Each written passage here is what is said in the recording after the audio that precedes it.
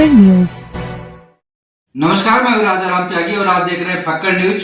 आज 15 अप्रैल 2025 को जनपद सुल्तानपुर के ब्लॉक क्षेत्र धनपतगंज के बेनीपुर ग्राम सभा में मनाया गया महामना बोधिसत्व बाबा साहब डॉक्टर भीमराव अंबेडकर का 134वां जन्म दिवस।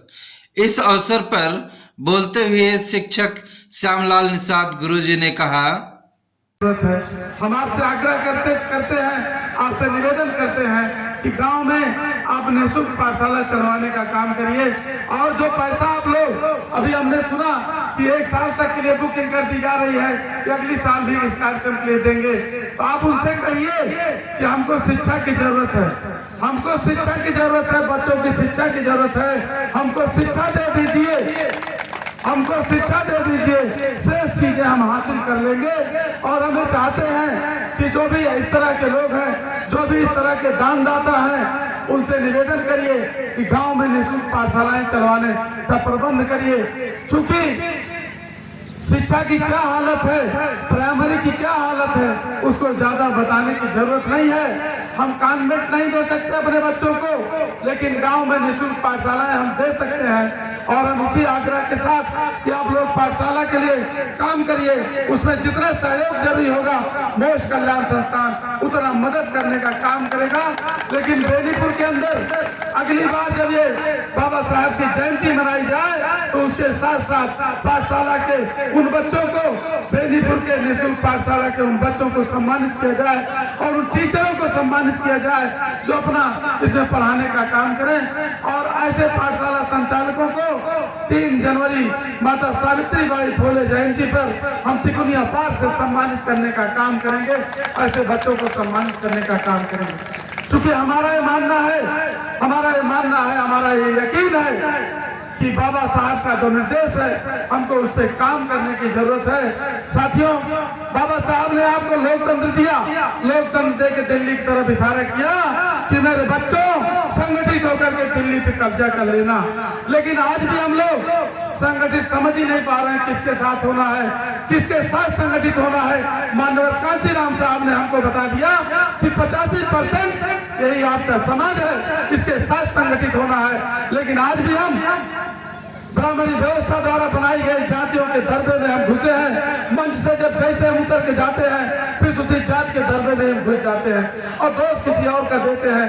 साथियों, भाइयों बहनों, ये वक्त आ गया है, समय आ गया है। 85% को आपको अपना समाज मानना पड़ेगा। अगर बुद्धमय देश को बनाना चाहते हो, वाकई बाबा साहब के मिशन को पूरा करना चाहते हो, उस कड़ी में काम करना पड़ेगा। और 85% समाज को अपने दिल में, बहुजन समाज को अपना समाज मानना पड़ेगा और इनके दुख दर्द में, इनके प्रताड़ना पीड़ा में इनके साथ खड़ा होना पड़ेगा। इनकी वक्त जरूरत मदद करनी होगी। और श्यामलाल निषाद आज मन से आह्वान कर रहा है कि आपके इस आसपास क्षेत्र में कोई भी ओबीसी माइनॉरिटी का कहीं पीड़ित प्रताड़ित हो, किसी भी तरह की दिक्कत प्रॉब्लम हो, आप उसकी जानकारी दीजिएगा। और कोई शोषण करने वाला है उसको सलाखों के पीछे डलवाने का काम किया जाएगा।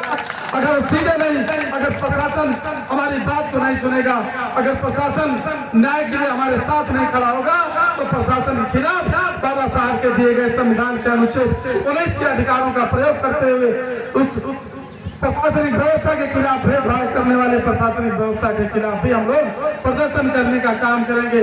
बाबा साहब ने कहा है कि शोषण करने वाले से ज्यादा गुनाहगार शोषण सहने वाला होता है। आप लोगों को शोषण सहने की जरूरत नहीं है। अगर कोई शोषण करता है उसके खिलाफ आवाज उठाइए, आप फोन करिए, संताल मां साहब को बताइए, हमको बताइए, हम लोग आपके साथ कंधे से कंधा मिला के चलेंगे। जीवन जो मिला है इसका सदुपयोग करिए, घुट घुट कर जीने की जरूरत नहीं है। और एक बात हमें देख रहे हैं, हम लोग महसूस करते हैं कि जो संवैधानिक व्यवस्था बाबा साहब ने दिया है उसका 1% भी अभी लागू नहीं हुआ है। जो मूल अधिकार बाबा साहब ने दिया है, जो निदेशक तत्व राज्यों के ऊपर जिम्मेदारी निर्देश दिया बाबा साहब ने, अब संविधान के अनुच्छेद भाग 3 और भाग 4 में उसका 1% भी अभी लागू नहीं है। हमको संविधान लागू कराने के लिए काम करने की जरूरत है। संविधान लागू तब तक नहीं हो पाएगा जब तक समाज में जब तक समाज में वर्ण व्यवस्था कायम रहेगी, जब तक समाज में धार्मिक आधार पर, वर्ण व्यवस्था के आधार पर ऊंच नीच की व्यवस्था कायम रहेगी, तब तक समाज में, तब तक देश में समानता नहीं आ सकती। इसके लिए मैं मांग करता हूं, जो भी सरकारें अगर वाकई संविधान के अनुसार शासन चलाना चाहती हैं, संविधान की शपथ लेती हैं, संविधान के अनुसार शासन चलाने की शपथ और प्रतिज्ञा करते हैं, उनसे हमारा आग्रह है कि आप संविधान के अनुसार अगर वाकई शासन चलाना चाहते हो तो जो समाज के अंदर मनवाद और वर्ण व्यवस्था जो घुसी पड़ी है उसको खत्म करने के लिए आपको कानून बनाना चाहिए, तभी माना जाएगा कि आप सच्चे अर्थों में संविधान के अनुसार शासन चलाना चाहते हो। नहीं तो हमको ऐसी सरकारों को सोचना पड़ेगा, ऐसी सरकारों का चयन करना पड़ेगा जो पहले उससे वादा लेना पड़ेगा कि हम आपका चुनाव तभी करेंगे जब आप संविधान को पूर्ण रूप से अक्षरशः लागू करने के लिए काम करोगे। इन्हीं शब्दों के साथ अपनी वाणी समाप्त करते हैं। जय भीम।